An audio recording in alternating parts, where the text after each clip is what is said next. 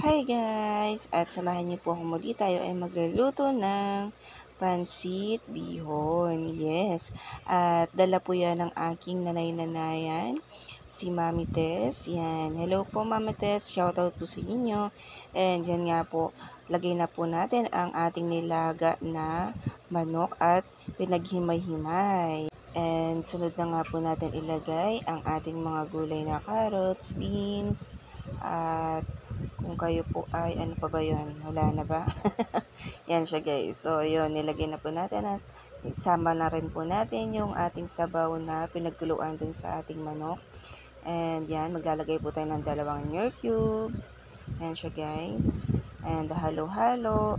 And yan nga po, takpan po muna natin yan at pakuluin po natin ng mabuti. And pag po natin iiwan yan guys dahil baka mag-dry po siya.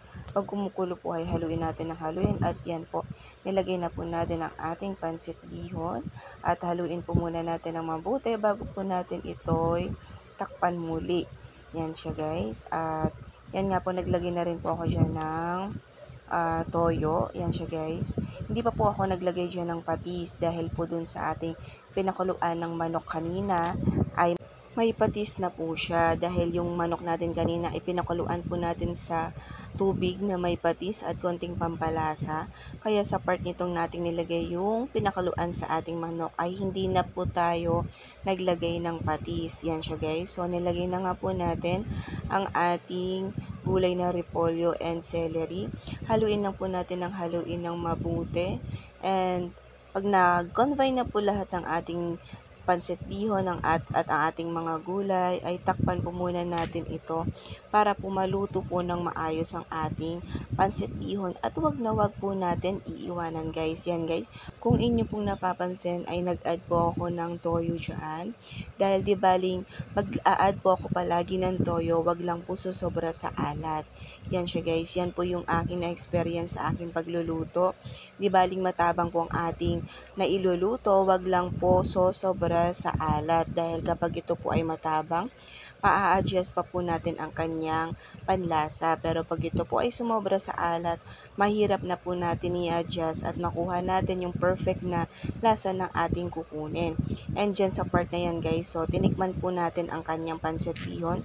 If ito po ay okay na, yan siya guys. Sa part na yan, parang matigas pa po sa akin ang pansit bihon pero yung kanyang lasa ay okay na.